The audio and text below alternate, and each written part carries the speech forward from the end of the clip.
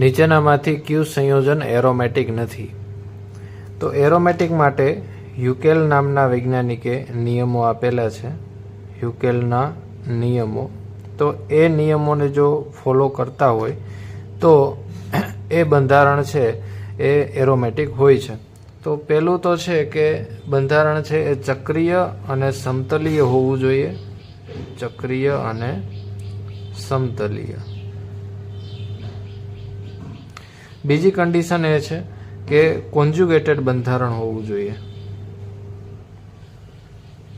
એટલે કે એકાંતરે દ્વિબંધ આવેલો હોવો જોઈએ, અથવા તો દ્વિબંધ ના હોય તો ઇલેક્ટ્રોન યુગ્મ આવેલું હોવું જોઈએ, અથવા એ પણ ના હોય તો પોઝિટિવ ચાર્જ આવેલો હોવો જોઈએ, અથવા તો નેગેટિવ ચાર્જ આવેલો હોય. આમાંથી કોઈ પણ હોઈ શકે, એ એકાંતરે આવેલું હોવું જોઈએ.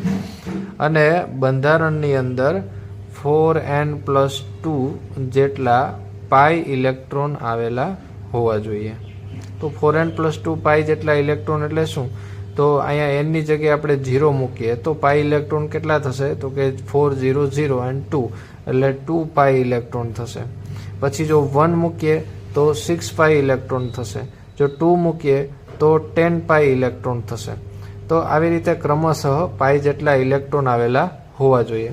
તો હવે આપણે એક પછી એક ચારેય ઓપ્શનમાં ચેક કરી લઈએ કે યુકેલના નિયમોને ફોલો કરે છે કે નહીં.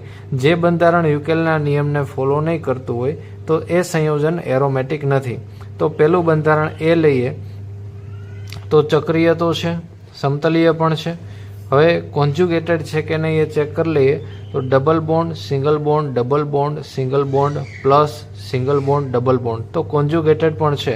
હવે પાઈ ઇલેક્ટ્રોન કેટલા છે? તો કે એની અંદર ડબલ બોન્ડ 2 આવેલા છે, એટલે ટોટલ પાઈ ઇલેક્ટ્રોન 4 થશે. તો આની અંદર 4 પાઈ ઇલેક્ટ્રોન છે. તો 4 પાઈ ઇલેક્ટ્રોન આવે છે કે નથી આવતા આની અંદર? તો 4 પાઈ ઇલેક્ટ્રોન આવતા નથી. 2, 6 અને 10 એવા હોવા જોઈએ. તો આ બંધારણ છે એ ત્રીજો જે રૂલ છે એ ફોલો કરતું નથી. તેથી પહેલું બંધારણ છે એ એરોમેટિક નથી.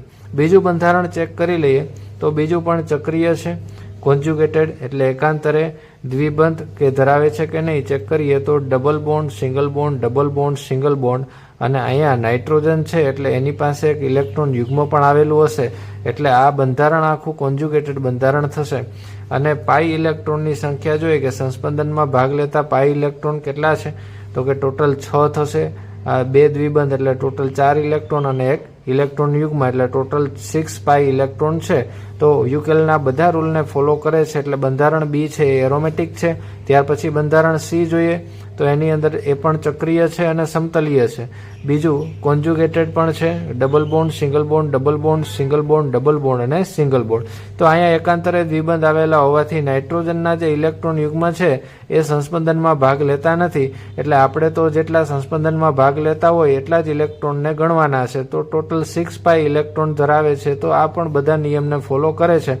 તો આ બંધારણ પણ એરોમેટિક છે. ત્યાર પછી ડી વિકલ્પ જોઈએ તો એની અંદર ચક્રીય પણ છે, સમતલીય પણ છે. ત્યાર પછી કોન્જ્યુગેટેડ બંધારણ પણ આવેલું છે. જોઈએ double bond, single bond, double bond, single bond, minus charge એટલે કે ઇલેક્ટ્રોન યુગ્મ, અને સિંગલ બોન્ડ, ડબલ બોન્ડ. તો કોન્જ્યુગેટેડ બંધારણ પણ છે અને ટોટલ 6 પાઈ ઇલેક્ટ્રોન ધરાવે છે. એટલે આ બંધારણ પણ એરોમેટિક છે. તો આપણો ફાઇનલ આન્સર છે એ કે જે એરોમેટિક નથી.